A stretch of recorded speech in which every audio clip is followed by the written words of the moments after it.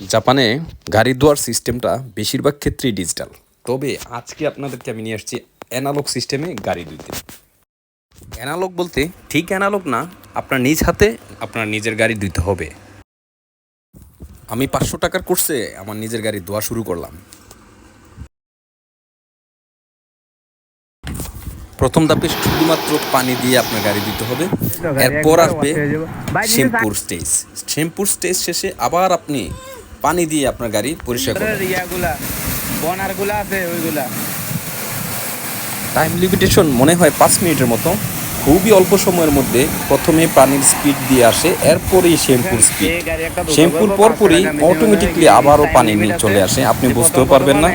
আমার এই ধরনের অভিজ্ঞতা ছিল না আগে, তাই আমিও বুঝতে পারিনি। খুব তাড়াতাড়ি কাজ শেষ হয়ে গেছে।